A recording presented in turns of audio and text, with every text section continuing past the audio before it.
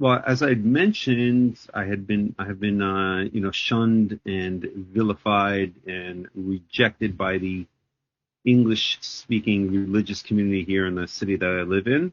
And as I had mentioned last week, it doesn't really bother me that, that much or at all, really, to be honest. Good riddance is my opinion, and I really feel sorry for them, and I feel scared for them because I know ultimately what the fate is for those people who reject Torah. And yes, I said, and I mean reject Torah. If you are a rabbinical Jew, you are rejecting Torah. You are not following the Torah. You may think you are, just like a Christian may think that they're following God's will, or a Muslim might think that they're following God's will, but you are not following Torah. You're rejecting the true Torah, the ancient Torah. And of course, there's so much to say about this, and I often say a lot about it. And I'll just reiterate. Well, let's start there. So, we could dig right into these various myths that Rabbinical Jews and that Rabbinical Judaism wishes to perpetuate among the nation. And the first is that they're followers of Torah. They are not followers of Torah. If you compare the religion that they keep to the way that the greats of the Tanakh, King David, King Solomon, Samuel the prophet, whoever you wish to choose as your example, the way that they kept the Torah, then there's no comparison whatsoever. Samuel, David, Solomon, they did not put on tefillin. They did not separate meat and milk. They did not pray in a minyan 3 times a day. They did not say a blessing before eating an orange. In fact, there weren't even oranges in the land of Israel at that time. Neither were there etrogs. The etrog only arrived during the Persian period. In fact, the word etrog is a bastardization of the Persian name for the fruit, tuareg or something like this, and ultimately can trace its lineage back to China. So they did not wave a shaken etrog and a lulav on Sukkot. They did not know what an etrog was. They did not worry about carrying their keys in their pockets if there wasn't an eruv, and on and on and on and on. It's endless, right? So as I always say, I have a lot of quips, or a lot of, I don't want to call them proverbs, it's too arrogant a way to put it. We'll call them quips or statements, little slogans, statements that I've developed over the decades that I've been doing this.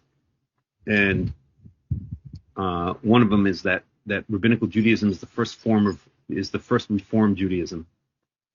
And there's a lot of truth to that. We have to stop.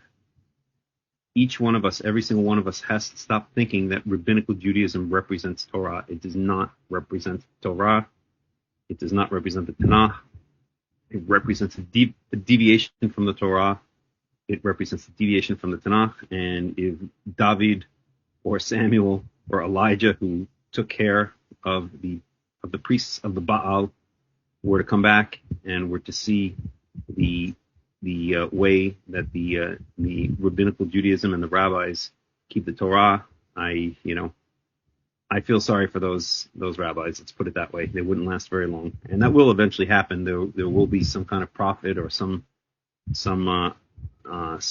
leader that will eradicate Rabbinical Judaism off the face of the earth once and for all when the time is right. So we have to stop thinking.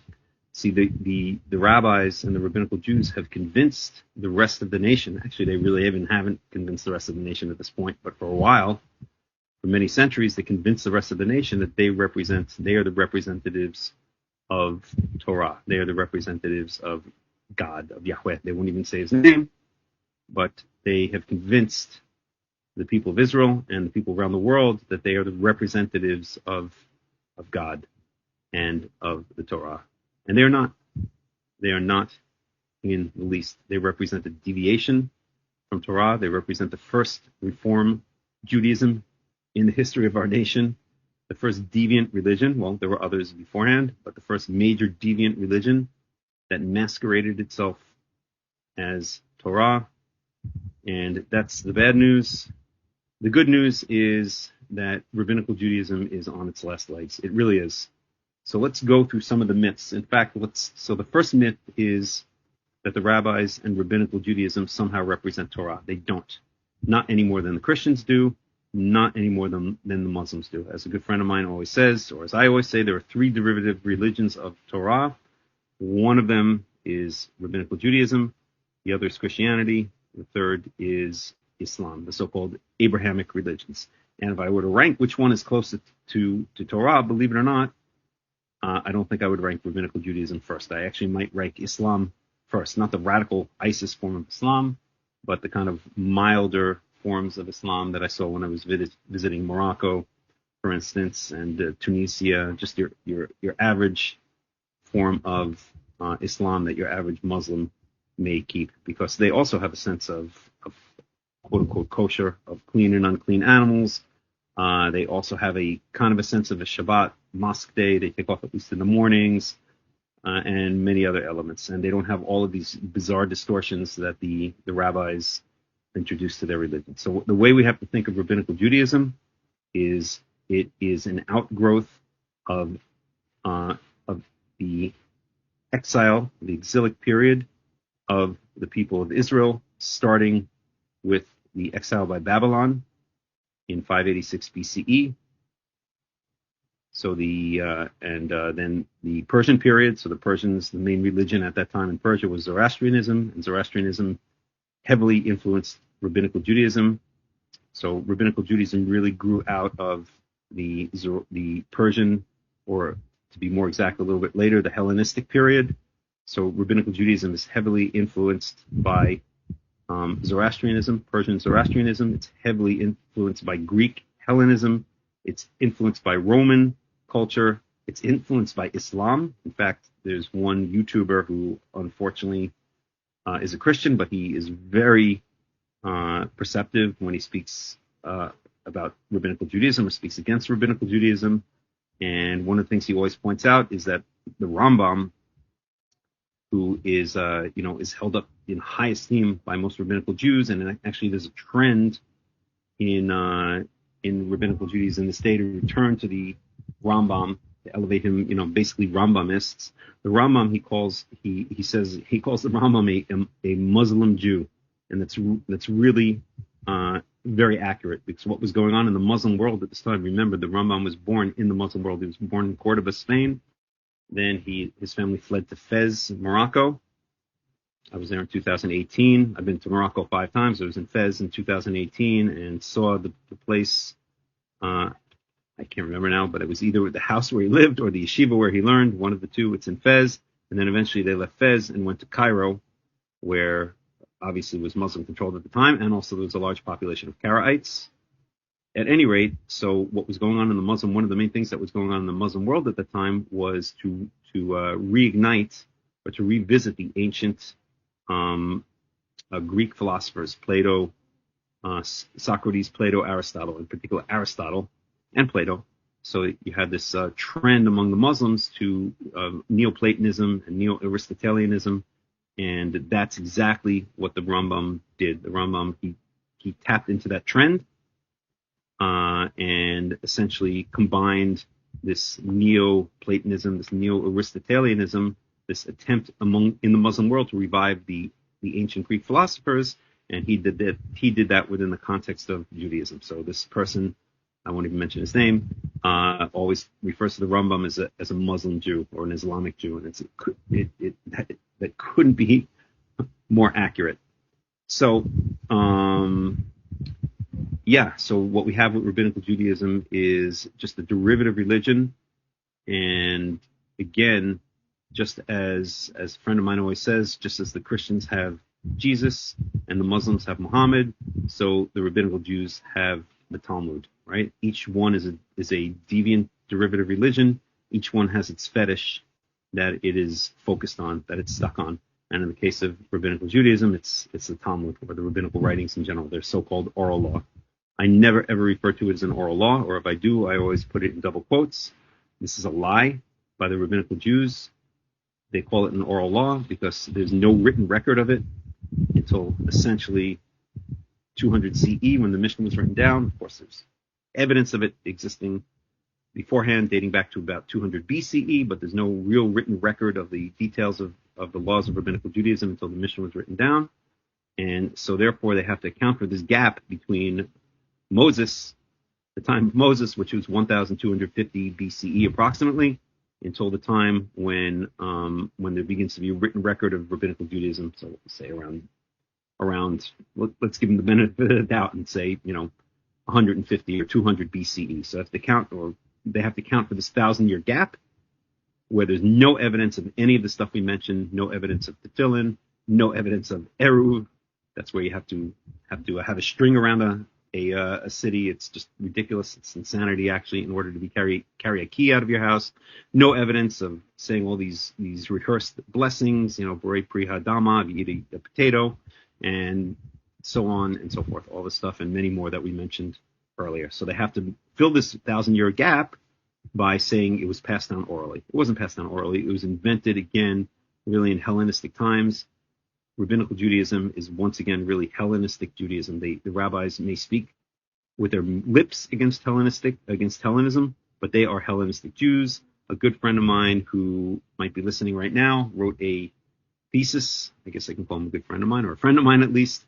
He wrote a 500-page doctoral thesis on the influence of Hellenism in Rabbinical Judaism, or specifically speaking about the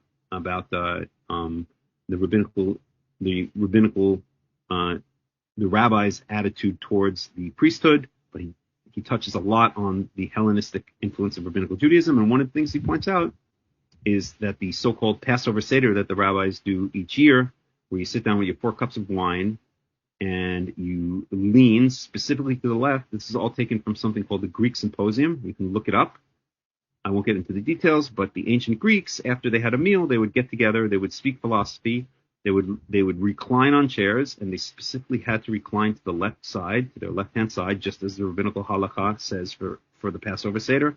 And they would have a wine master who would determine how many glasses of wine, often which was 4, would be drunk, and when they would be drunk, and what philosophy would be spoken about, and so on and so forth. So the Passover Seder, the rabbinical Passover Seder, is a direct imitation of this Hellenistic gathering, this Hellenistic tradition of the symposium. You can look it up, look up Hellenistic or Greek Symposium, and you'll see exactly what I'm talking about. Okay, so at any rate, so that's one of the lies. That's lie number 1, or myth number 1. So one of the things I mentioned when I advertised the study is we're going to talk about some of the myths. Okay, so it's myth number 1, that the Rabbinical Jews, that the rabbis keep the Torah. They do not keep the Torah. If you think the rabbis keep the Torah, then you have to also think the Muslims keep the Torah and the Christians keep the Torah. They don't. They keep a derivative, distorted, bizarre religion based on Zoroastrianism, Hellenism, Roman culture, Islamic culture, and on and on. Okay, all the mud that they gathered through the 2,000 plus years of exile. Okay, so that's lie number 1. Okay, lie number 2 is that Rabbinical Judaism is growing, that more and more people are coming back or returning to Rabbinical Judaism. They even have a phrase for this. This is Hozev B'Tshuvah, which literally means returning in repentance. And every so often they'll cart someone out who has adopted Rabbinical Judaism, who has Chozrim B'Tshuvah, who's become religious, who's become what they call in modern Hebrew dati. And yes, there are some people who are trickling back into Rabbinical Judaism, but the general trend is just the opposite. In fact, as I always say, if you look at the trend line, go back 300 years ago, let's say before the Emancipation, before the Enlightenment, if you go back to let's say 1500 or 1600, almost 100% of Jews were Rabbinical Jews, aside from the fact that there was a large Karaite community, but most of Jews were Rabbinical Jews. And then if you follow the trend line down over the past couple of hundred years to today, now it's about 10% of the nation are Rabbinical Jews. The other 90% either is indifferent towards it or outright can't stand it. And of course, the Rabbinical Jews, religious Jews, Orthodox Jews, in their arrogance and in their myopia and in their blindness, they think that they are the righteous minority, and they actually believe that the other 90% of the nation of Israel is either misguided or outright evil. And many of these religious Jews, many of these Orthodox Jews, either believe that God is going to destroy the non-rabbinical Jews, or that they will gain power one day and take care of that themselves. This is what they actually believe, and anyone who's lived in the Orthodox world knows that this is the case. In fact, the opposite is the truth. As I've been saying again for decades, the Dati'im or the Chilonim, and the Chilonim are the Dati'im. The real non-religious Jews are the Rabbinical Jews, because they're following this bizarre, distorted form of Torah, this derivative religion known as Rabbinical Judaism. And your average Israeli, again, I live in Israel, so I can't speak for a Jew living, in, I don't know, Iowa or something like that, but the average Israeli who just lives a decent life, lives in the land of Israel, basically keeps, refrains from eating unclean animals such as pig, rests on Shabbat by maybe not refraining from all work, because the whole idea of what work and what it is and what it isn't has been distorted by the Rabbinical Jews and has pushed most Jews away from it. But we'll generally take the day off from work. We'll spend time with friends and family. Sit maybe again the typical thing, sitting in a restaurant or a cafe somewhere in Tel Aviv or something like that. I claim that they are keeping the Shabbat better than the Rabbinical Jew, who does all of these ridiculous things, such as a 3-hour prayer service, which is boring to no end, which is why in the synagogue I was part of, half the people don't even go to the prayer service. They sit outside in the lounge and they chat with each other, waiting around for the Kiddush. They're really there for coffee clutch, for social interaction. It's the only reason I was there at that, and to hear the Torah read out loud. At least they still do that in the Rabbinical Judaism. Of course, they bow down and kiss the Torah like an idol as it comes out, as it's paraded around the synagogue, but I don't want to get too off track. But the point is, your average Israeli who just lives his decent life is, in my opinion, is much closer to keeping the Torah than is a Rabbinical Jew who has added so many bizarre traditions and distortions of the law and new laws onto the Torah that they're not even keeping Torah. They're not even keeping Torah barely at all, right? Not any more than Muslims are, or not any more than Christians are. So let's get rid of this. So let's dispel the second myth. Getting back to the second myth, let's dispel the second myth that people are rushing back into Rabbinical Judaism. No, the fact of the matter is that Rabbinical Judaism is dying. It's a dying movement, and the 10% that remain, they're not the righteous minority. In their eyes, again, they're the righteous minority, and the other 9 million people, the other 8 million Jews that live in the land of Israel are, again, just misguided, tinokot shenishba'u, which I won't get into. If you know what it means, you know what it means, or outright evil, hate God, so on and so forth. That's the view of the Orthodox Jews. In fact, the 10%, are the stubborn ones who are not rejecting the traditions of their sinning ancestors, as we are told to do in Leviticus chapter 26:40, where it says you must reject the sins of your fathers and your fathers' fathers, and you must repent of those sins. They're sticking in the stubbornness of their heart. They're sticking to this distorted derivative religion of Torah, and they don't realize that they are the ones who are in grave danger when finally Yahweh makes his reappearance. And I'm not waiting for Messiah. That's another thing they do. They sit around waiting for Messiah. They're almost like Christians. They're waiting for a man to come back. I'm not waiting for a man to come back. I don't have daddy issues. I mean, they have some daddy issues, but I ain't one of them. At any rate, I'm not sitting around waiting for a daddy to come back and save me. I'm waiting for Yahweh, the kavod Yahweh, the glory of Yahweh, which has no physical form, is outside of space and time. In other words, for Yahweh to come back and reacquaint himself, to reconnect with humanity, the way he did, let's say, in the Garden of Eden, the way he did through Moses, through the prophets, and so on. So they're waiting around like Christians. They're sitting around waiting for Messiah. And if you want to take it to its extreme, then you look at Chabad. I heard a very interesting lecture this week in Hebrew, unfortunately, or I would share it, because I know most people here don't speak Hebrew.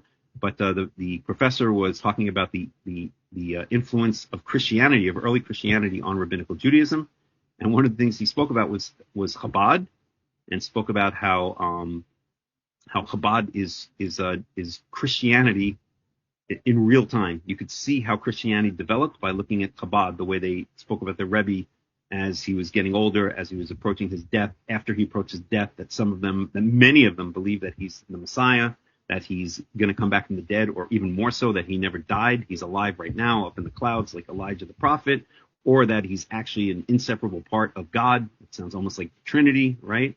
So this professor said that if you look at Chabad, you could see the development of Christianity in real time. So let's dispel the second myth. Once again, that people are rushing back to Rabbinical Judaism. In fact, they're not. The first myth that Rabbinical Judaism, that Rabbinical Jews keep the Torah and that they're the righteous minority. They are not the righteous minority. They are the stubborn. They are the few remaining stubborn ones who will not repent and not admit the sins of their fathers and repent of the sins of their fathers and return to the Torah and return to Yahweh. And actually, the trend in Rabbinical Judaism is that people are leaving it. People are leaving it in droves. And if you look at, and I know many people, and I knew many people in the community here and in other communities around the world, the parents are terrified that their children are not going to follow in their footsteps of Rabbinical Judaism, because the children really, who grew up in Israel for the most part, or at least spent many of their lives in Israel, much of their lives in Israel, or were born in Israel, really want very little to do with Rabbinical Judaism, and the parents are trying everything by hook or by crook, kind of hook their kids, their teenage kids, especially when they start thinking independently, back into Rabbinical Judaism, and it's not working. So Rabbinical Judaism is on its last legs. I don't expect it to last for even another generation, and possibly even less. There might be some major things happening in Israel, like October 7th happened. God forbid another thing will happen, but there will be more troubles. There will be more tragedies. And I think that these tragedies, these troubles, just as October 7th was a watershed moment, I think there will be other watershed moments, and that I doubt even Rabbinical Judaism is going to last for another generation. And then this remnant, or I shouldn't say remnant, that's giving them, praising them, this remaining, stubborn minority that is sticking to the traditions which they're supposed to reject, again, according to Leviticus 26:40, to reject the sins of their fathers and return to Yahweh. They're the ones who I am not Yahweh, and I can't judge in the place of Yahweh, but I say they're in grave danger. They're in grave danger, and Yahweh is not going to be pleased with them. Again, that's up to him and what he does and how he does it, right? So that's myth number 2, that people are rushing back to Rabbinical Judaism. It's not true. Rabbinical Judaism is on its last legs. They're desperate. That's why among the Orthodox Jews or the ultra-Orthodox, they have so many children. And I always say, have as many children as you want, because you're making more Karaites. You're making more people who are not going to be Rabbinical Jews. This next generation is going to leave in droves, just as, again, follow the trend line, I always say. If you look at the trend line over the past 300, 400, 500 years, you see it goes down from close to 100% of the nation following Rabbinical Judaism to now only 10% of the nation following Rabbinical Judaism. Follow the trend line, it's going to go down to 0. Rabbinical Judaism is going to disappear off the face of the earth. The sooner, the better. Okay, let's talk about myth number 3. Myth number 3 is that the rabbis kept us in the galut, that the rabbis, Rabbinical Judaism, was responsible for holding the nation of Israel together in the exile, that without Rabbinical Judaism, Israel could not, the Jews could not have survived the exile. That is a lie. Exactly the opposite is true. If it were not for Rabbinical Judaism, the exile, I always say, would have been over 2,000 years ago. Okay, and as I've also always been saying, as I've been saying for decades now, yes, the Rabbinical Judaism or the rabbis kept us in the galut. Yes, they kept us in the galut. Galut means exile, by the way. They kept us in the exile. It's because of Rabbinical Judaism. It's because of the rabbis that the exile was so long and so bitter. It was 2,000 years long, because we continued in the stubbornness of our heart. We continued in the stubbornness of the ways of our sinning ancestors. We refused to repent. We refused to admit the sins of our ancestors, again, as it says in Leviticus chapter 26:40, and return to the true Torah, the Torah of David, the Torah of Solomon, the Torah of Elijah the prophet, of Elisha the prophet, the Torah of the ancient greats of Israel.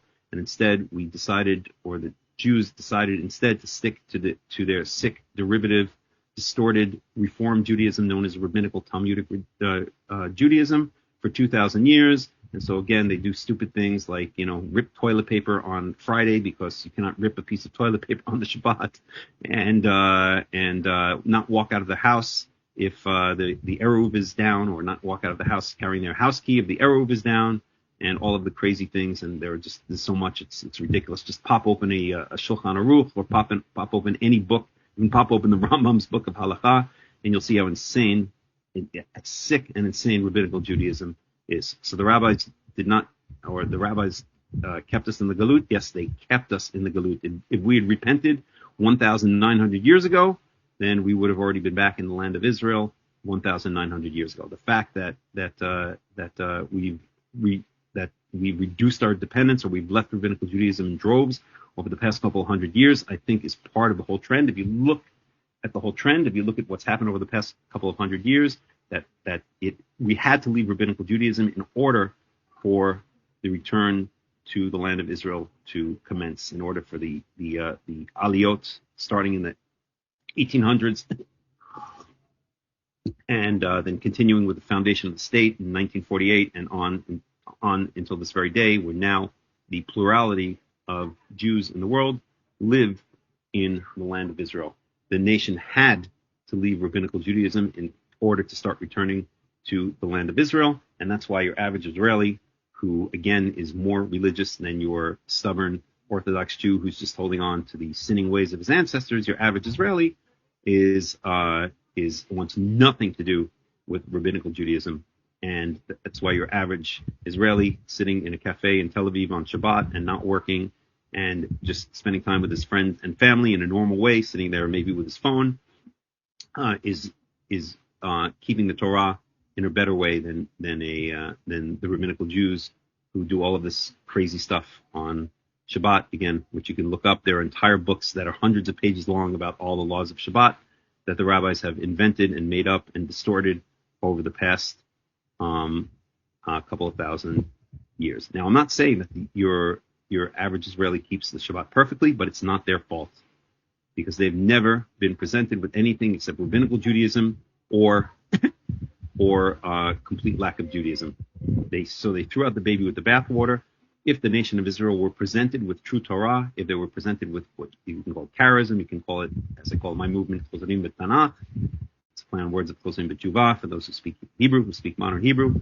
So if they were presented with the Chosarim B'Tanakh approach, if they were presented with the real Tanakh, then I think they would cling to it and they would flock to it, because it's not an oppressive religion. It's a religion that's full of beauty and glory and wisdom and all of the things that everyone in this world is looking for. So that's myth number three. Myth number three, that the rabbis kept us in the galut, they kept us in the exile. Yes, they kept us in the exile. The exile continued for 2,000 years with pogroms and rapes and murders and inquisitions and expulsions and holocausts because of Rabbinical Judaism, largely because of Rabbinical Judaism. Okay. And then let's go on to myth number four. Myth number four is that, here's something that you hear a lot, that if you leave Rabbinical Judaism, if you leave Orthodox Judaism, the chances of your sons or your children or your grandchildren being Jewish are diminished to close to zero. That is that's a lie, okay? The distinguishing factor as to whether your children or your grandchildren are going to be Jewish or not, or going to maintain a Jewish identity, if you even want to call it that, the distinguishing factor is whether they live in the land of Israel or not, okay? If you live in the land of Israel, we already have, some people here are already third, fourth generation living in the land of Israel, right? Let's say they came, let's say the average Israeli came in, let's say 1950 or 1955, right? So, let's say they were born in 1940 or something like that. Again, I'm just saying, taking an average example. Then they already have grandkids. They may already have great-grandkids. Most of those grandkids are still living in Israel, are very proud Israelis, are very proud of being part of the people of Israel, are very proud Jews, and maintain a Jewish identity. So it's not true. And if you live outside of the land of Israel, then there's nothing to hold you in place, okay? Then yes, whether your grandfather was an Orthodox Jew or not, then the chances of you maintaining your identity as a Jew diminish with each generation. I know that my grandfather, who was born, my father's father, who was born in a shtetl in Belarus near Pinsk, was he wasn't super orthodox, but he was, basically just very traditional kind of, Orthodox Jew, just the way anyone else would be. Not even really Orthodox, just traditional, I would say, right? And his son, my father, was less traditional or less Orthodox, but was traditional. And then myself and my siblings, so I'm the only one who ended up in the land of Israel. I am, of course, obviously still connected to the Jewish people, connected to the Torah, and my brother and my sister stayed in the United States, and they and their kids even are really not connected to Judaism or their Jewish identity or the Torah at all. So I think the defining factor is not whether you cling to Rabbinical Judaism or not, it's whether you end up in the land of Israel. Remember, there were plenty of Orthodox Jews in Europe, and their children and their grandchildren did not retain a Jewish identity because they were killed in the Holocaust. Okay? And I'm sorry to say, but I think one of the reasons that Yahweh brought the punishment of the Holocaust upon the people of Israel is, again, because of our stubbornness, our reluctance to come back to the land of Israel, our reluctance to repent of this distorted form of Judaism, this sick, distorted form of Torah known as, I can't even call it a form of Torah, this derivative religion of Torah known as Rabbinical Judaism. I wrote an article about that many years ago on my Karaite Insights website, and I think my my opinion regarding that has mostly stayed the same over these decades, and I'll just post the link, or you can go to Karaite Insights, karaiteinsights.com. It's a single word, Karaite, Insights, INSIGHTS.com. And you can look for the article called "The Holocaust That Was and the Holocaust That Will Be," and I think it kind of encapsulates these ideas. So let's get rid of this fourth myth, this myth that if you do not cling to Rabbinical Judaism, then your children and your grandchildren will not have a Jewish identity. Well, there were plenty of Jews in Europe who cling to Rabbinical Judaism, and their children and their grandchildren didn't have a Jewish identity because they were dead, because they were killed by the Nazis. And the reason they were killed by the Nazis, I'm not saying, and by the way, don't misunderstand me, I'm not saying that every person that was killed in the Holocaust was killed because of Rabbinical Judaism, but the punishment against the nation as a whole, I think largely had to do with the reluctance to come back to the land of Israel when they could have. Okay, we already had the Balfour Declaration in 1917. That's when Jews could have started to come back to the land of Israel. And they already had started coming back to the land of Israel, but really most Jews didn't want to. They wanted to remain in Europe. They wanted to remain Orthodox Jews in Europe. They believed that this is where their future was, that this is where real Judaism was, in the shtetls and in the European cities of Central and Eastern Europe. And yes, they clung to Rabbinical Judaism, and look what happened to their children and their grandchildren. They were no longer having a Jewish identity because they no longer had any identity because they were dead. Okay, so let's dispel this myth that clinging to Rabbinical Judaism ensures that your children and grandchildren are going to retain their Jewish identity. That's not true. The defining factor, in my opinion, is whether you come to the land of Israel or whether you remain in exile. If you remain in exile, yes, you're going to eventually assimilate. It doesn't matter how religious your father, your grandfather was. And if you come to the land of Israel, it almost doesn't matter how non-religious your father, your grandfather was. You're still going to have a Jewish identity. And we see this a living example that even your typical, Chiloni, quote unquote Chiloni, again, the real Dati'im, in my opinion, in many ways, but your typical non-religious Jew in Tel Aviv or wherever has a very strong Jewish identity. It's very proud of their Jewish identity. It's very proud of the country of Israel, and is very proud of being part of the Jewish nation. So that's myth number 4. Okay, so those are 4 myths that we can dispel. Let's go over them again. Myth number 1, that the rabbis, the Rabbinical Jews, love to perpetuate, is that they are the true keepers, they are the true guardians, they are the official representatives of Torah. In fact, they're not. They are about as close to Torah as the Christians or the Muslims. They are a derivative, distorted, Hellenistic influenced, Zoroastrian, Hellenist, Roman influenced religion, which has, is very only tenuously connected to true Torah. If David were to come back, if Elijah were to come back, if any of the prophets, if Moses were to come back, or Joshua, if any of these ancient prophets were to come back, and they saw the way that Orthodox Jews were keeping their version of the Torah, they would be appalled, and they might get a little bit angry, and who knows at that point what they would do. So that's number 1. Okay. In fact, Rabbinical Jews, as I said, are a stubborn remnant who refuse to repent of the sins of their ancestors and return to the Torah. Instead, they decide to cling to their Zoroastrian, Hellenist, Muslim, Roman, religion, derivative religion, just as the Christians cling to the New Testament and Jesus, and just as the Muslims cling to the Quran and Muhammad. So that's myth number one, dispelled. Okay. Myth number two, that Rabbinical Judaism is growing, that people are returning chosarim b'teshuvah in droves. In fact, the opposite is true. The parents are terrified. Their kids want nothing to do with Rabbinical Judaism. I'm talking about here in the land of Israel, especially in the United States, even more so. And even those who do remain within the Orthodox Jewish world, many of them do so just because they get practical benefits out of it. They get money if they need it. They get apartment purchased by their parents. They get a shidduch. They find a good wife, and so they stick in it not because they believe it. Those who even stick with it, not because they believe it, but because they're trapped in the cult for the material benefits. So there are many, many more people leaving Rabbinical Judaism than entering Rabbinical Judaism. Again, follow the trend line. 300 years ago, close to 100% of all Jews were Orthodox Jews. Now, 10% approximately. And again, I say to the Orthodox Jews, to the Karaites, make as many babies as you want, because you're making future Karaites. None of these kids are going to stick to Rabbinical Judaism. They want nothing to do with it. There will be some stubborn ones who will, want to follow in the ways of this distorted cult, in the ways of the cult. But the more kids you make, the more Karaites you're making. So go ahead, make more Karaites, please, because that's what's going to happen. So that's myth number two, that people are returning to Rabbinical Judaism, when in fact the trend is they're leaving it. And as I predict, within one generation, Rabbinical Judaism will be gone. It will disintegrate into zero. It will not be appropriate anymore. And I won't get into great detail about that right now, but I think the exile is going to end for the Jews, and there are going to be some major changes within Israel and within the Israeli society. So that's myth number two, dispelled. Okay. Myth number three.